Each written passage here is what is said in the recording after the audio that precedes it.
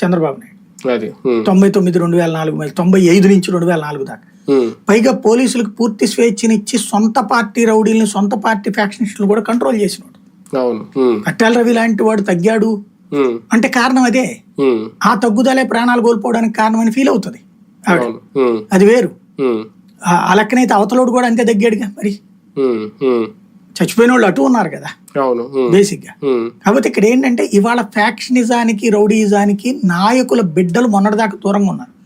ఇప్పుడు మళ్ళీ మనం ఆ స్టేజ్ కావాలనుకున్నారు. దీనికి కారణం ఆర్థికంతో ముడిపడి ఉంది.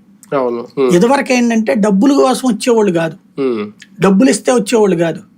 రంగా పిలుస్తున్నాడు వచ్చేయి, నెహ్రూ పిలుస్తున్నాడు వచ్చేయి, లేకపోతే ఆదినారాయణ రెడ్డి పిలుస్తున్నాడు వచ్చేయి, రాజశేఖర రెడ్డి పిలుస్తున్నాడు వచ్చేయి.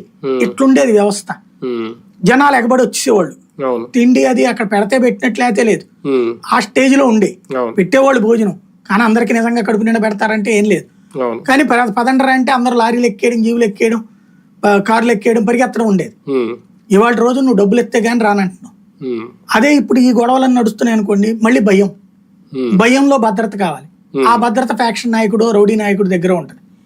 అప్పుడు వ్యవస్థ కుప్పకూలిపోతుంది. మళ్ళీ హైదరాబాద్ డెవలప్ అయినట్టు మళ్ళీ మన పక్క రాష్ట్రాలు డెవలప్ చేసుకోవాలి. కానీ ఇలాంటి హత్యలు జరగగానే ఇమీడియట్ గా ప్రత్యర్థుల మీద ప్రత్యర్థి పార్టీల మీద ఆపాదించడం అనేది కూడా రేపొద్దున ఇటువంటి మరింత పెచ్చిమిరిపోయే ప్రమాదం ఉండదు. దాన్ని కంట్రోల్ చేయాలా బాబు గారు వద్దా?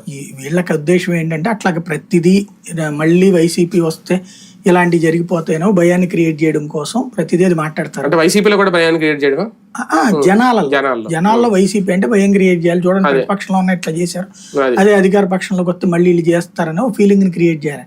కానీ జనాలు అంత వెరితనంలో ఉంటారని నేను అనుకోను. అదే కదా, రైట్. చూద్దాం. మొత్తానికి ఆంధ్రప్రదేశ్ లో హత్యలు అయితే నడుస్తున్నాయి. హత్యల వెనక రాజకీయాలు ఉంటున్నాయా లేదంటే జరిగిన